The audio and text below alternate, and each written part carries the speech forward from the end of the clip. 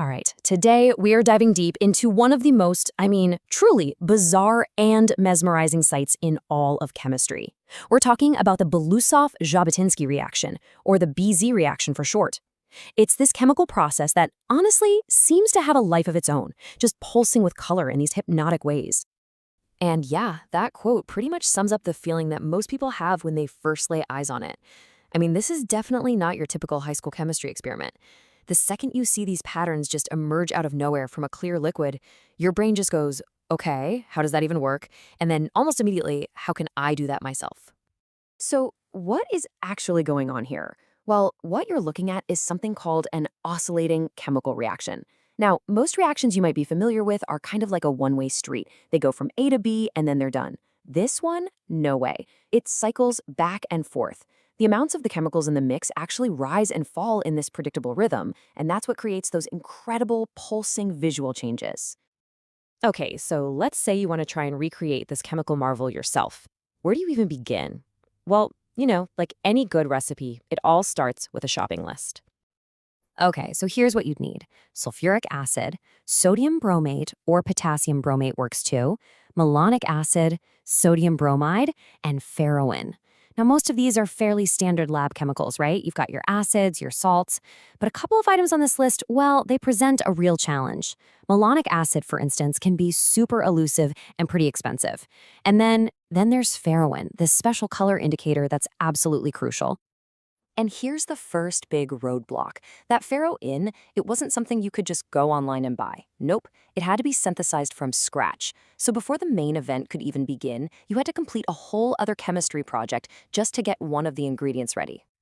But wait, it gets even trickier. Even that first step had a hurdle. The key ingredient you need to make the ferrin, this stuff called ferrous sulfate, well, it came as these impure, basically garden store quality crystals. And you absolutely cannot just throw that into a sensitive, precise reaction. It had to be purified first. So, how do you do that?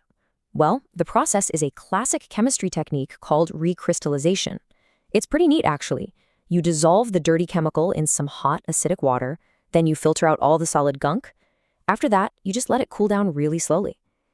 As it cools, these beautiful, pure crystals of ferrous sulfate start to form and drop out of the solution, leaving all the nasty impurities behind. All right, so with our purified ingredients and our freshly made, from scratch, ferrin, it was finally time to try and make the magic happen. So the setup here involves 3 separate solutions. We can just call them solution A, B, and C to keep it simple. Each one holds a key part of this chemical puzzle. The idea is, when you mix them all together in just the right order, along with our homemade ferrin, the whole thing is ready to kick off.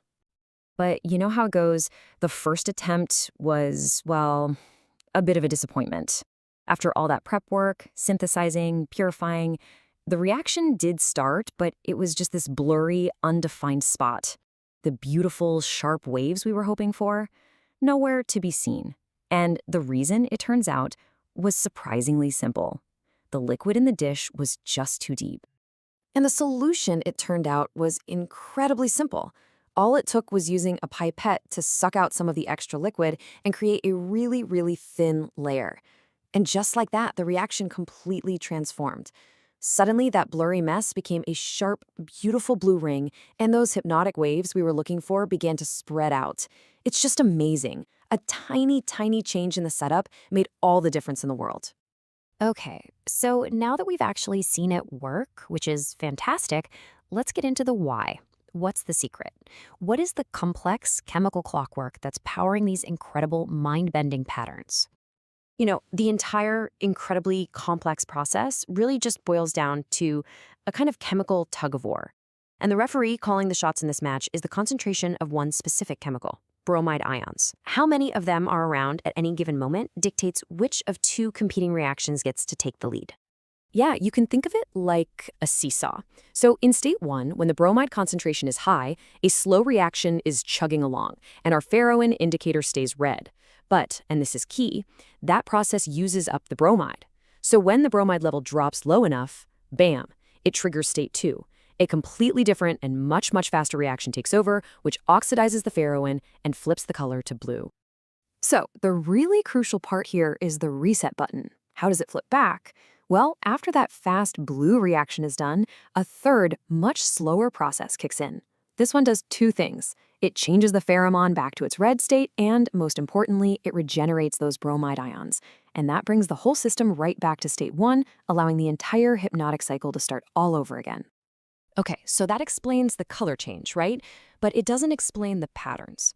I mean, if it's all the same solution in the dish, why doesn't it just flash from red to blue all at once? Why does it spread out in these beautiful concentric waves? Well, the secret here is that the solution is perfectly still. It's not being stirred.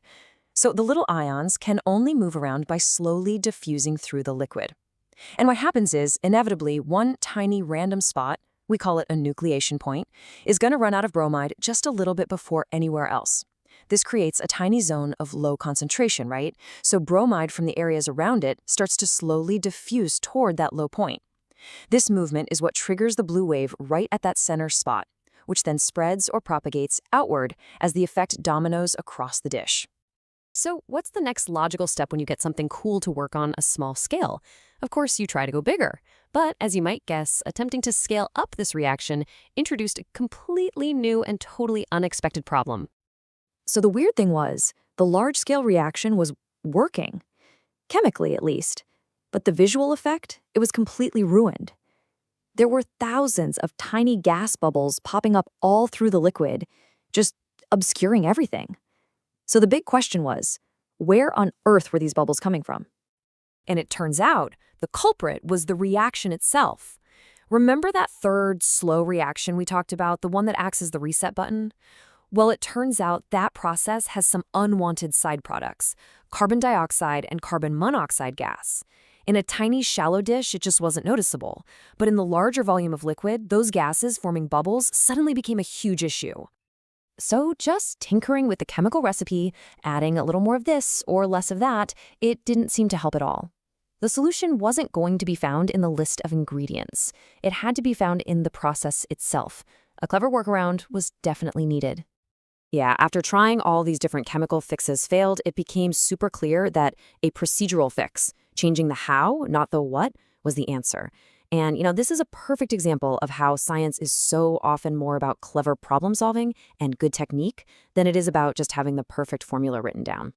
And the winning technique was it was elegantly simple. Here's what you do. First, you just let the initial reaction run its course, bubbles and all. Just let it happen. Then, once that cycle is over, you literally just pick up the dish and give it a good shake. This manually knocks all those tiny bubbles loose. Then, you set it back down, and you let the reaction reset and start its second or even third cycle. And the result? A perfectly clean, vibrant, and totally bubble-free display. Amazing. And, this whole journey leaves us with a really fascinating thought. This whole process shows that sometimes in science, an imperfect first attempt isn't a failure, not at all. In fact, it can be the necessary setup for achieving that perfect result later on. It's just a great reminder that discovery is a process of creative adaptation, not just robotic execution.